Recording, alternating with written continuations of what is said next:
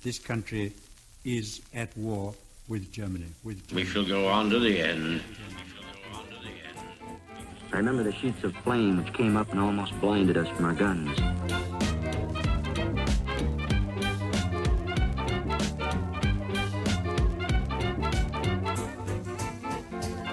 Hello and welcome to the World War II podcast. I'm Angus Wallace. In this episode, we're turning our attention to British India during the Second World War. While the war in Europe and the Pacific often dominates the narrative, the role India played both as a military contributor and as a nation on the cusp of independence is overlooked.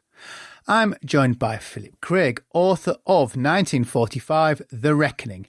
His book looks at the global repercussions of the war, including the political and social upheavals that reshaped the world in its aftermath.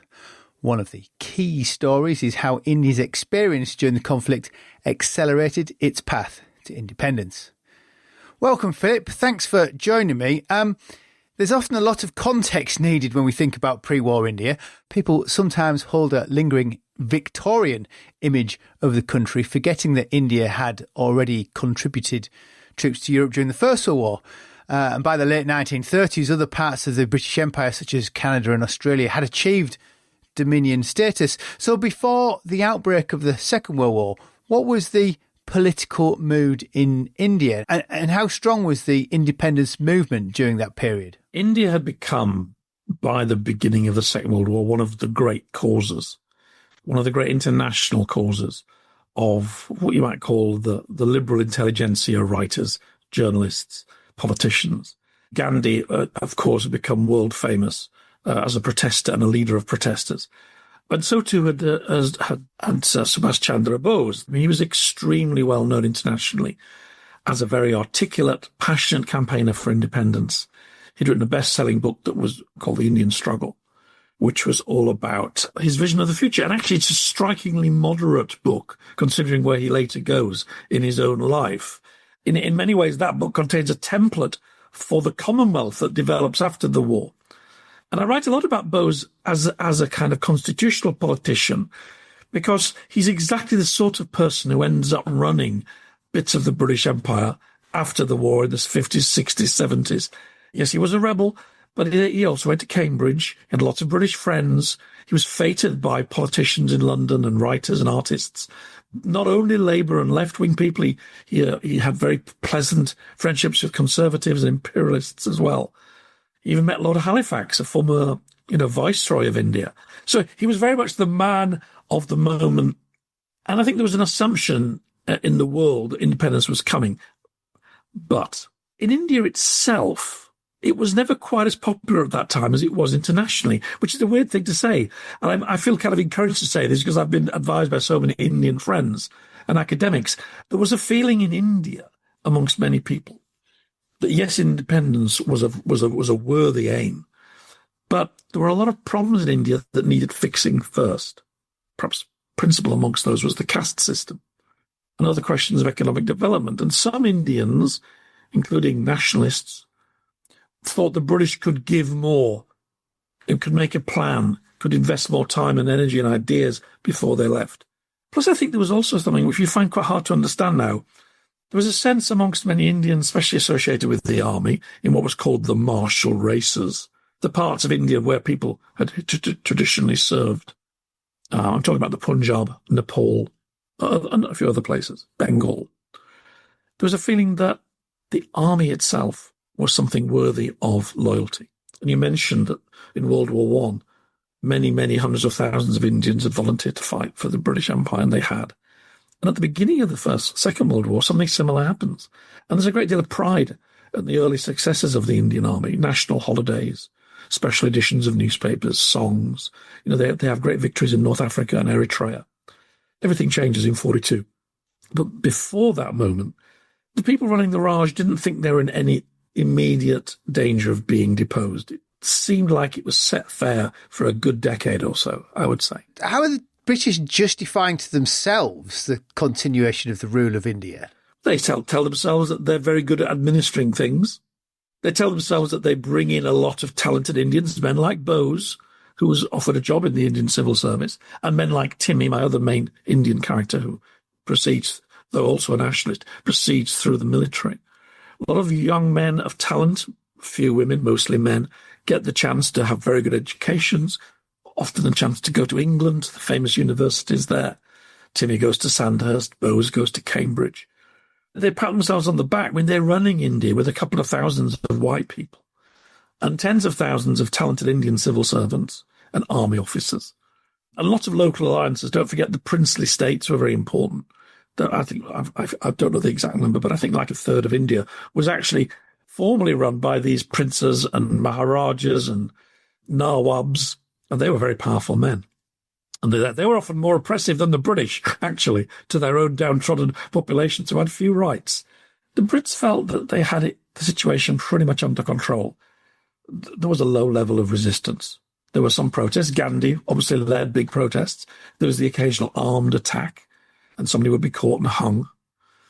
But there was no sense of an imminent revolution, I'd say, prior to 42, and then things changed completely.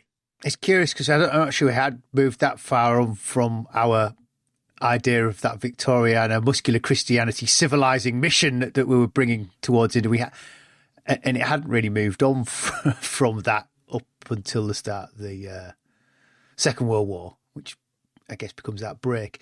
So those Indian Army officers like Timmy rising through the ranks, how significant were they within the Indian Army? I'm not sure how officered the Indian Army was, or the structure of the Indian Army was, with Indians in those positions of responsibility prior to, that mass expansion, when presumably they must have had to take on a tremendous amount of Indian leadership.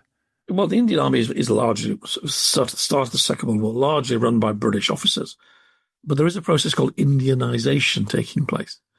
And officers like Timmy are moving up through the ranks. And they're encountering, I've sort of slightly fallen in love with the Indian Army because not only does it become a formidable fighting machine and the biggest all-volunteer force in history by the end of the war, 45, which I'm primarily writing about, but it's also a wonderfully eccentric, slightly Woodhouse, Evelyn Waugh type institution. And it's said at the time that the officer class, the white officer class, its main preoccupations were pig sticking, tiger shooting, bridge, gin, and adultery. And it was a louche organisation, very promiscuous, openly so. It's a wonderful bit in the book where we found an examination paper from the 1920s, which asks how you should handle a situation if you're having an affair with the wife of another officer. This is obviously a common problem. And Timmy encounters this in his first postings in the 30s. He moves into this army base where there are people basically organising what we would call swinger parties at the weekends. He's quite shocked. He's engaged in an arranged marriage to somebody from his community, which works out very well for him and for her, I think. But yeah, so the Indian Army is an amazing institution. It is largely British-led. The war puts all of the changes on supercharged. First of all, they need people desperately. And there's a massive wave of volunteers come. Despite all the disasters that happen in the first year, there's still this wave of volunteers. And that's something historians struggle to explain. Some say, it's because people were coerced. But I think it's also because people, A, want to defend the country against Japan, and B, there was a certain level still of sort of patriotic fervour around the army, which is not fashionable to talk about now. I've never looked at recruitment figures. Is there a boom in recruitment in 1939-40, or is there a boom in recruitment for the Indian Army post Pearl Harbor? It's post Pearl Harbor. To be honest, it starts before that, but it super accelerates.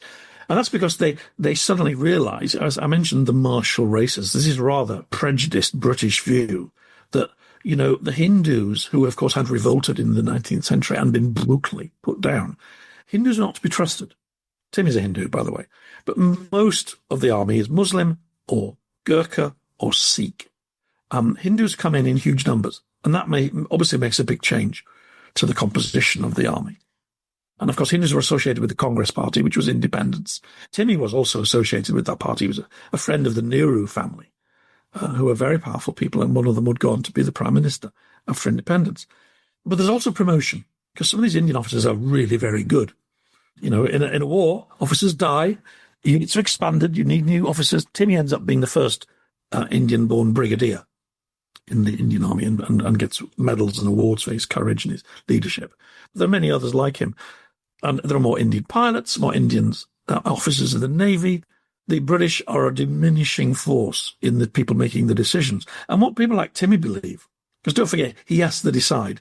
Bose goes with Japan. Bose runs another Indian army to fight the British. He thinks that's the best way to get independence. Timmy doesn't trust Bose, doesn't trust the Japanese, thinks the best way to get independence is to win this war and to create a big institution that's apolitical, that's efficient, that's loyal to this idea of an independent India.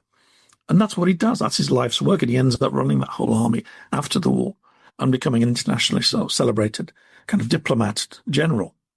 Great story, great man. Very little told in India, I'm sorry to say, even though Bose sadly, is a national hero. And I write a little bit about how I think that happened and how history can be very annoying. I was just reflecting on how we know Gandhi over here, and I suspect we know Gandhi because Attenborough made a film about him.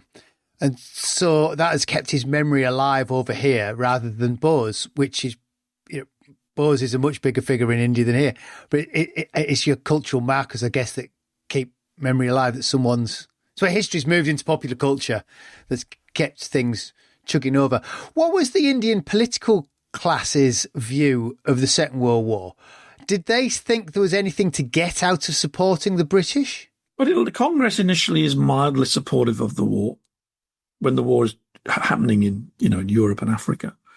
They clearly see it as an opportunity to push their demands for more autonomy, more self-government, widening the franchise process that had sort of happened a bit in the 30s anyway. The really big problem is Bose. Bose had led the Congress Party, had already showed a kind of demagogic side to his character. He'd fallen out with Gandhi, he'd fallen out with the Nehrus. And they admired him. He was very charismatic. I mean, he was a brilliant man in so many ways. But I argue in the book that he was rather seduced by the glamour of the age of dictators, by which I don't just mean Hitler, I mean Stalin, perhaps especially Stalin. The idea that men of action, running a paramilitary society, can transform things really quickly, really appealed to Bose because he knew India needed a lot of transformation. And I think he saw himself as a kind of Stalin or a Hitler for India. And I think he was also seduced by the glamour of those men because they were glamorous. They were men of action. They had parades. There were flags. They were burning torches. And let's face it, a lot of people at that time felt that the old system of capitalism and imperialism had delivered what? A massive world war and a global depression. So Bose bought into that. And when the war starts, rather than going along with the Nehrus and with Gandhi, he says, no, we must be brave. England has an enemy now. We must side with the enemy, because at that stage, the enemy was Stalin and Hitler. So it's sort of easier for him ideologically. And he throws in his lot. He escapes from India very dramatically. He'd been under house arrest. Escapes. Global story. It's all over the press in the world. Turns up in Berlin with the help of the Soviets. This is like days before Operation Barbarossa, by the way. It is. I was looking at the timeline. It is just remarkable how he got... Because I was thinking, how did he get from India to Germany? And you look at the dates and, he can go up through Russia and around. Yeah, he can, and he does. Even when Germany then goes to war with Stalin, he decides that, look, you have to make tough choices. Germany is a powerful force. It's going to break Britain. A lot of people thought it would. And the empire will fall apart, and we need their help. And with Germany's help, we will have independence. And that was the gamble he made. And then, of course, when Japan enters the war, he realizes he can bring the war to the border of India. And he gets another dramatic journey of submarines to Japan, takes over the INA, leads an army towards India. And a lot of Timmy's own brother joins the INA. It's just to show you how very torn the leading characters of India were at the time. Timmy's own brother joins Bose. And there are times when the British seem to be falling apart, when Singapore falls. I mean, the retreat from Burma is a complete, terrible, shameful. And like I mentioned earlier, the British had thought that they ran things well. And a lot of Indians agreed with them. And now we have this disaster after disaster. And also the great prejudice that was displayed during the retreat from Burma, which made all the Indian papers. Indians being forced to walk, while white people were put on buses and trains and boats. And these Indians are being attacked by bandits, dying of malaria, getting typhus, terrible business. So you can see how someone like Timmy was torn. But somehow he keeps loyal to the army, and the army itself gets a lot better, quite quickly, and expands and grows. Sorry, you mentioned the political leaders. Yeah, so yes, initially Congress were supportive of the war, but when all these disasters happened in 1942, they launched the Quit India campaign, which is basically we demand independence ASAP, and we will talk to the Japanese. We will do a deal. That creates massive protests. I mean, India had seen nothing like it since 1857, the mutiny, the first war of independence, Indians would call it. Thousands die. There's pitched battles. It's brutally repressed. And the Indian army is called out onto the streets. Timmy's own units, he refuses to authorize them to fire on protesters. It's an incredibly, difficult time. Congress leaders are thrown into prison. The American media is up in arms because that's still run by people who think that, independence should be the goal. Then various promises are made that, okay, if the war goes well, we really will definitely promise, double pinky promise, we mean it this time, do an independence deal. And I think they meant it. I think the British realised this was it. Especially now the army's 2.5 million strong and run by men like Timmy, this was it. They'll stay loyal, but only for a few more years. Then you really have to go. And that was generally understood across British politics, I think, by 1943. There's the Atlantic Charter in 1941, isn't there, where Churchill signs the document to respect the right of peoples to choose the form of government under which they will live, which one might say for Churchill, who was, in some respects, an ardent imperialist, it's very difficult to pin down Churchill. He's somebody thinks throughout his career, but let's say at this moment in time, he's an ardent imperialist. You can't help but feel it's FDR who's trying to separate India from Britain. Makes you wonder how Churchill thought he could wriggle out of that one, having signed, desperate to get the Americans on his side. Oh, absolutely. It's such an important part of the story, and Roosevelt explicitly links it to India in the way he talks about it. He was a great believer in Indian independence. He was also a great believer that the French Empire should never be allowed to be reconstituted. But sadly, after he dies, his successors take a different view, and that's why we get into the awful mess of Vietnam. But that's maybe another story we can talk about in a minute. But yeah, the Atlantic Charter is such an important document. The language is about building a world of self-determination. People should be free to choose their own governments. The age of imperialism is coming to an end.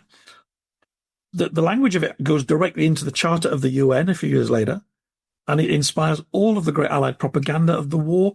Eisenhower's message on D-Day, that's all straight from the Atlantic Charter. And troops are told that we're fighting for a new world.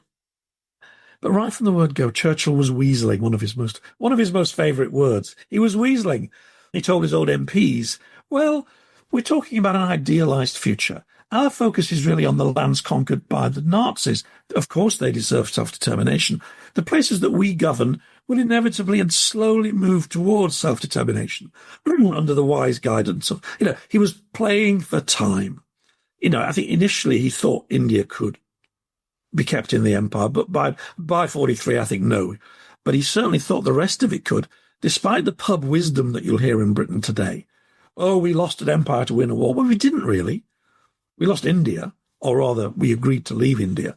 But the rest of the empire, we fight pretty hard and pretty dirty, and in direct contradiction of some of our own propaganda to keep that show on the road. And so many people don't know this stuff, and I'm not a great empire basher by any means. My books are, I think they would call them properly patriotic. They're a love letter to the generation, all three of my books on the war, a love letter to that generation that defeats great evil, and we needed the power of empire to do that.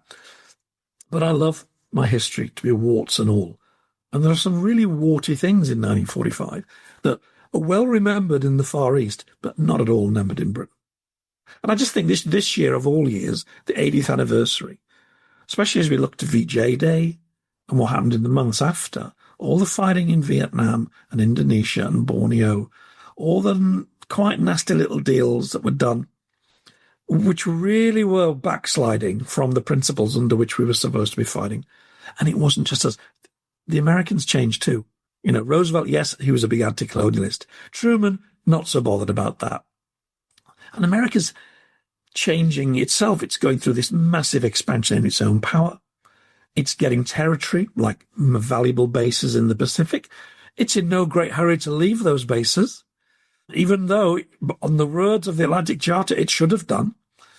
So America's becoming a new kind of empire and actually rivaling some of the dirty deeds, like what happens in Borneo over oil, is really a sort of rivalry between the British and the Americans for who's going to grab the loot from the Japanese. Okay, Phil, we're going to take a short break. Folks, we'll be back in a moment. Something that I hadn't really directly considered was how the war affected the economy within India, which, again, perhaps led to a strengthening of a justification for independence. Would that be fair to say? Yeah, and not only a new class of Indian officers in the army, there's a new class of Indian entrepreneurs and business people. It's a huge expansion in Indian heavy industry and armaments. It becomes a very important supplier to the whole of the allies of guns, especially bullets and shells. Whole industries are improvised into being. I can't forget the exact stat. It's in the book. I think India produces more military equipment for the Allied war effort than Australia, New Zealand, and Canada combined. So it's a big deal. So yeah, it's becoming a very new country, much modernization. It's funny, Bose dreamed that he could be the great modernizer by being the sort of benevolent dictator. But it was actually the pressures of war that against Bose's own allies that made India modernize. And yeah, so it's a very different place in 45 to 39. It's much more self-confident. Although we should mention, of course, the famine that happens. And it's weird because it's a big place, and Bengal itself is a big place. So even if some parts of it are booming, there's terrible famine in the other areas, which is another story altogether, but one that I didn't want to ignore. Presumably the economy's now shifted because I assume India was a producer of raw materials, and now presumably the war kickstarts its manufacturing, which traditionally Britain was sending manufactured goods to India, but shipping's suddenly problematic, and Britain's wanting everything that it produces. And also, there's a very, very substantial war being fought in difficult terrain on the border of India and Burma, which requires so much equipment: new roads, new railways, new airports. All these barracks have to be built and protected and patrolled. Some soldiers need food and medicine and ammunition. There's just so much work to be done, and it makes no sense doing it anywhere but India. And yeah, I mean, India did have a manufacturing base, but it just sort of exponentially grows during the war, and it emerges as a regional superpower with a very good army as well. You mentioned the Bengal famine. We should probably give some brief context for people who are not familiar with the famine itself. It's one of the most contentious stories, and there's a very vibrant culture war about empire. You'll be aware of it, I'm sure. But with the Bengal famine, there's very little you can say as a British writer, except it was a disgrace. There are people who tell you that Churchill caused it. He wanted Indians to die. He was a racist mass murderer. Well, I don't believe that. But I do believe that it was very badly bungled by Indian and perhaps especially by the British administrators. And that's partly because they fitted it into a kind of paradigm in their own mind of, well, it's India, famines happen here, we try our best, but there's a war on, and there are other priorities, which is something they would never have said had the food run short in Australia or New Zealand or in Britain. I mean, it's terrible, really. People do try.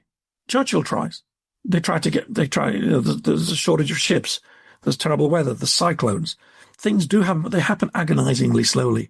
And there are bottlenecks and breakdowns, and also kind of very unjoined up government. There are parts of India exporting food right through the period where probably 2 million Bengalis die.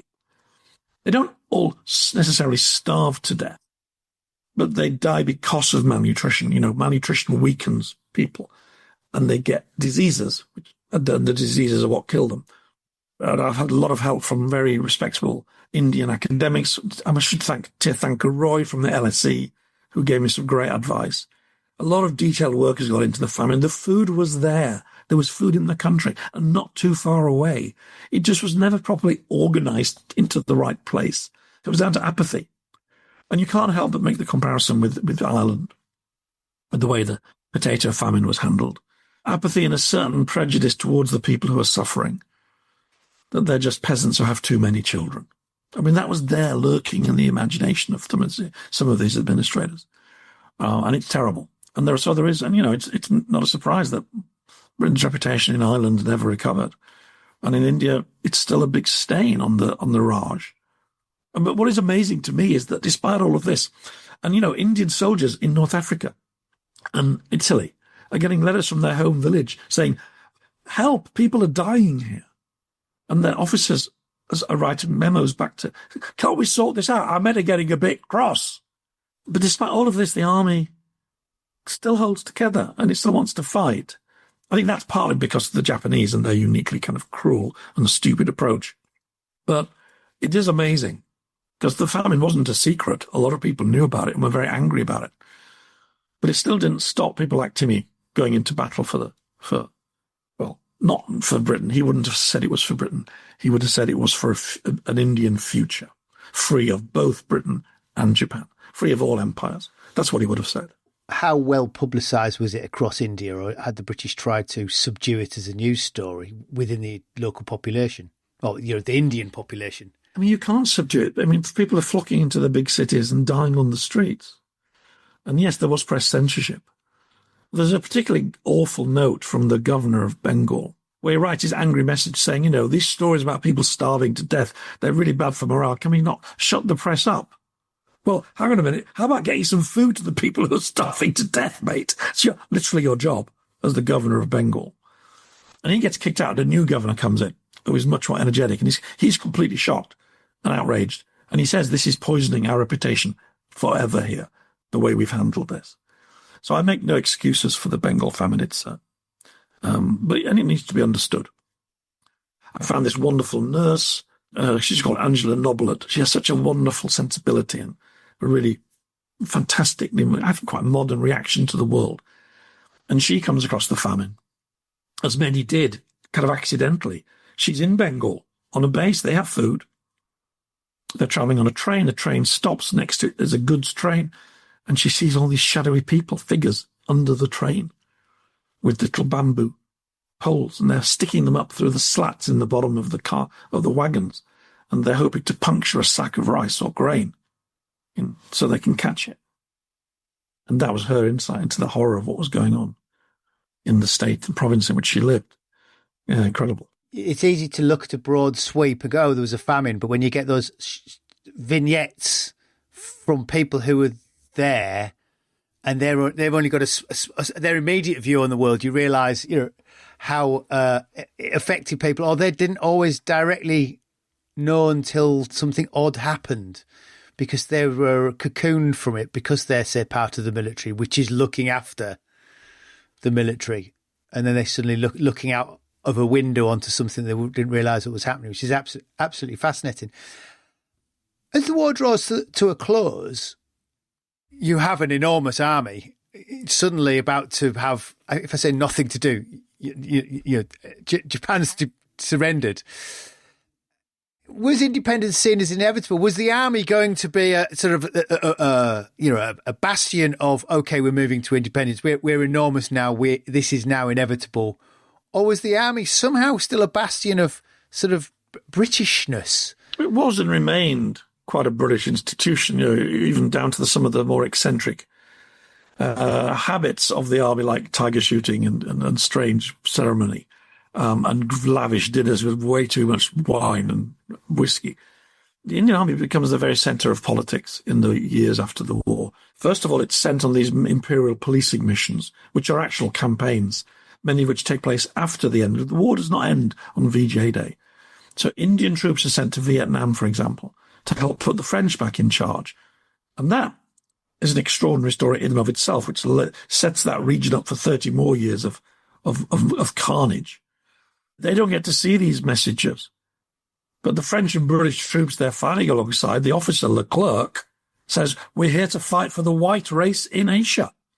Well, all the Indian troops dying under his command might have found that quite interesting had they been allowed to read it. Astonishing story. They're also sent in large numbers to Indonesia, to Dutch East Indies, to help, or try, I should say, put the Dutch back. This results in massive battles that are still commemorated in Indonesia, but utterly forgotten. Did you know the biggest urban battle the British Army has fought since the Second World War was in a place called Surabaya. Absolute bloodbath. Smashed to bits, shelled by the Navy, bombed by the Air Force, thousands of Indian troops. And this is a battle against the Indonesian nationalists, so the Dutch can have their empire back. Atlantic Charter? What's that?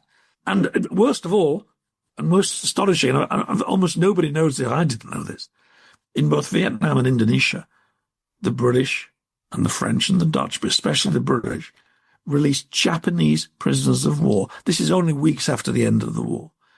They released Japanese prisoners of war. They armed them and they send them into battle under British command to put imperial rulers back in their palaces. Like I say, this is not known here. It's very, very well remembered there. And in the case of Vietnam, though, it was worse than this because Ho Chi Minh had kind of been promised by the Americans that he would take over. The Americans OSS helped him write the Declaration of Independence of Vietnam, which starts with, guess what? The opening paragraph of the American Declaration of Independence. And so, had Roosevelt lived, I don't think any of this would have happened, but he died. And Truman didn't care, or had his mind on other things. And this is an all-time, it was a moral mistake, a moral disgrace, and a stupid act of strategy, because Ho Chi Minh was very, very popular, and he was always going to end up running that country, and he does 30 years later, after how many more deaths? Drawing in America, Australia, Agent Orange, Apocalypse Now, we all know, and it was all avoidable, I would say. And it all really happened because of that thing I mentioned, imperial muscle memory. During the war, it's quite clear-cut the direction that Empire and India were heading. Then the war ends, and then everybody suddenly wants their power back, and they want to return to the status quo. And then you have 2 or 3 million Indian troops going, hang on, we've been fighting for India as much as we are for the empire, and we're coming home, Yeah, well, when news of that big battle I mentioned in Indonesia, when that comes back to India, there is a big pushback. I think it's Nehru himself says, he's now running the Congress party, or he's about to. This has to stop. We're no longer going to let you use Indian troops in colonial wars. That day is done. So they have to stop it.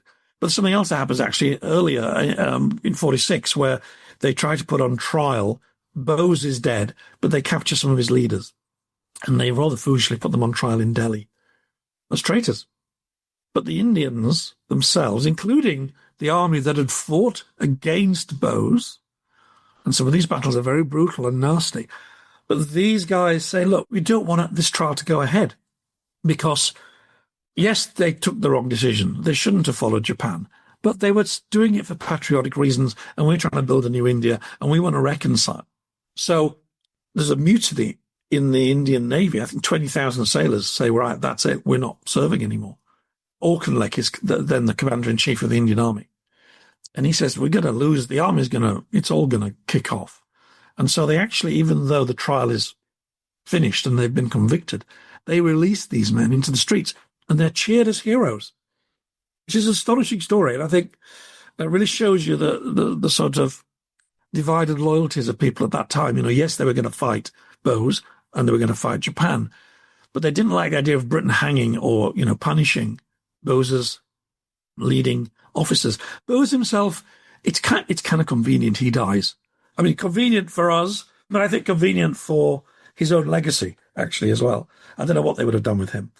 I suspect they wouldn't have executed him either, because I think the Indian population wouldn't have stood it. Which is weird, even though he fought with the enemy. But it is, none of this is simple or easy to understand. It's a plane crash he dies in, isn't it? Just in the closing days of the war. Hours. Yeah. Quite remarkable. I did wonder what would happen to him. I couldn't help but think that perhaps Bose is kind of the intellectual ideas behind independence and pushing it forward. And that's sort of the allure of the Indian National Army after the war. But when India is threatened, actually, that Indian Imperial Army is kind of where it is the backbone that forms the independence. The practicality of independence is the Indian Army. That's exactly right. And this is why I write a little bit about how I think history works, how it can be a bit unfair. Bose is celebrated because he's very easy to understand. He took a firm position There was a 10-part Amazon series, a drama series that did massive numbers. It's beautifully made. It's very, very emotionally manipulative, very high-end Bollywood production values, great battle scenes. It's largely based on fantasy, but it's extremely popular. Nobody's made any films about Timmy and the actual victories by the actual Indian army, because Bose is so easy to turn into an icon. I did a talk recently I did at Chalk Valley. I said there's something, when I see the popularity of the band Kneecap praising the IRA today, I sort of think about Bose. Because if you lived in the 80s and 90s, you were very excited at the prospect of peace. Young people were very excited at the prospect of peace in Northern Ireland. If you've seen the series Derry Girls, you'll get it. It was cool. It was let's reach across the barricades. Let's try and find common ground. Let's forgive. Let's forget. But 30 years on, that's just boring.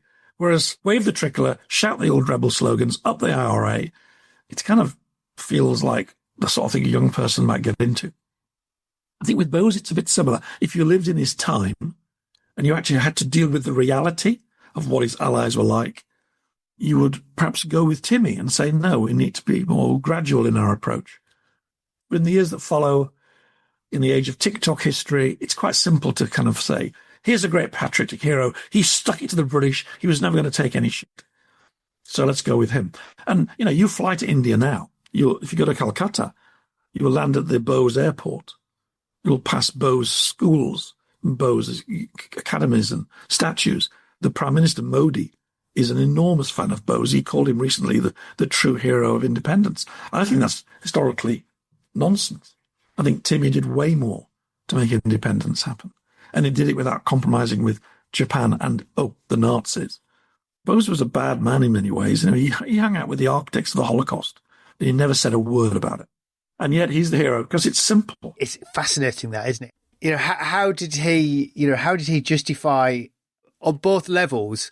How did the Germans support Bose when they're sort of white Aryan race and they're invading Russia and the Slavs are, separate peoples? Yeah, at the same time they're supporting Bose. But how does Bose view that back when he's looking at these white men suppressing other nations? None of it makes any sense from an ideological point of view. Well, he talks about, my enemy's enemy is my friend. He talks about what the Germans do in Europe is of no concern to us. We are pursuing a great cause. We may need the help of these dangerous men to bring it to realization. We must focus. Our priority is India. These people are the enemies of Britain. Britain is a dark, malign force in our world. It needs to be defeated. He was very, very keen to look the other way, I'm afraid. And he never showed any great deal of sympathy for Hitler's principal victims, I'm afraid, either. And that's just the way he was. But as I say, it's if you live in the time of these people, you see how complicated it is and how you actually would quite like somebody to make a nice little a peace deal. But later, if you just want to do a kind of football chant, they can be quite appealing. I think that's what it is. Well, that seems like a good place to leave it. Thank you, Philip. Loyal listener, if you would like to know more about India and the road to independence during the Second World War, Phil's book is 1945, The Reckoning. It is available now and takes a wide-ranging look at how the war reshaped the global order, India's story being just one part of that wider picture. Now, if you'd like to support the podcast and get a little more World War II history in your week, then do check out the World War II podcast on Patreon. Patrons get all episodes ad-free, and when I have extra content or bonus chat, I post it there.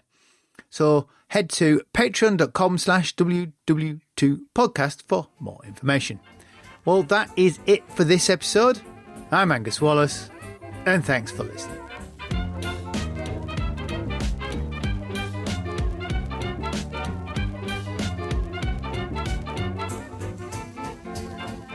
Jerry 88mm gun hit our town, blew us the hell out of it. Stalingrad can never be repaired. As Allied Commander-in-Chief, I have granted a military armistice.